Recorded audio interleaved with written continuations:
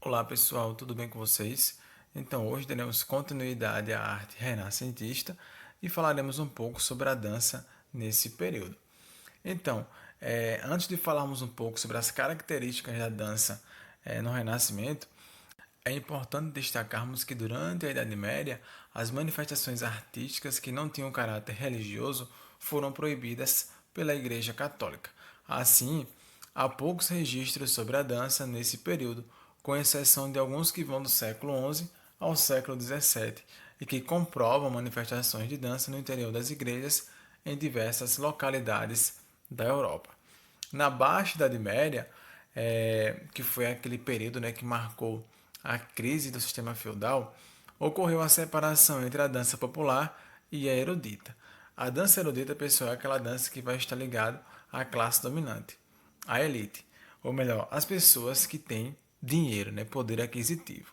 Então, na dança popular não havia regras para a movimentação, ao contrário da dança erudita, que seguia uma métrica rigorosa e destacava a beleza das formas.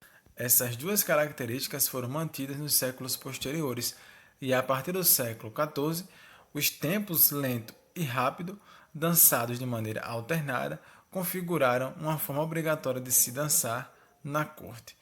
É por isso que as danças aí, nesse período do Renascimento, elas vão ganhar mais destaque dentro dos palácios, onde viviam o rei, certo? E a nobreza daquela época.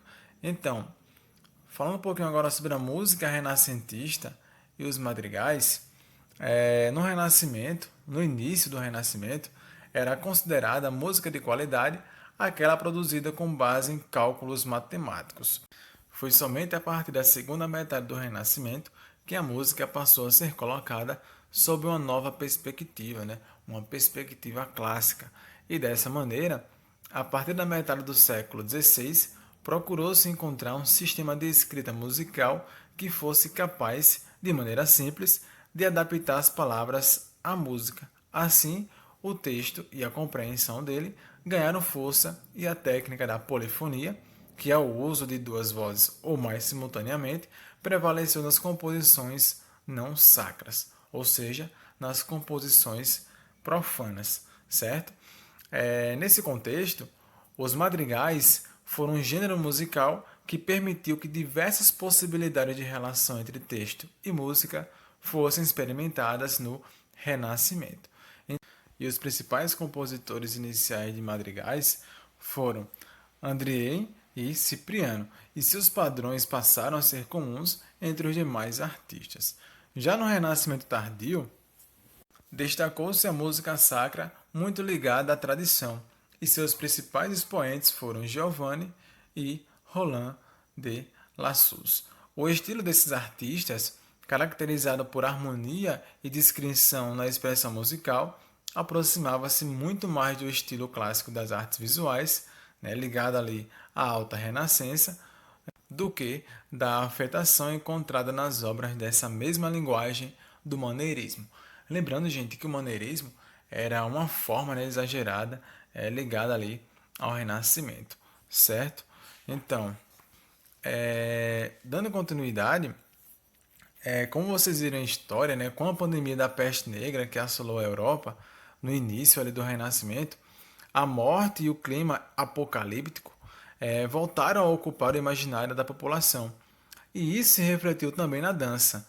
A carola, um tipo de dança de roda que expressava alegria, foi associada à morte e, como uma dança macabra, passou a ser executada até em cemitérios. Então, aqui na imagem tem a reprodução de uma fotografia medieval que representa a dança da morte, A morte conduzindo o baile de modo que alterna na fila representantes do baixo clero e fiéis. Então, envolvia, religiosos e pessoas ligadas à Igreja Católica, certo? Então, o momo, que era a derivação que significa máscara, foi um gênero de dança que surgiu no século XIII com uma carola dançada com o uso de máscaras. No século XV, essa dança com máscara se desenvolveu com mais intensidade.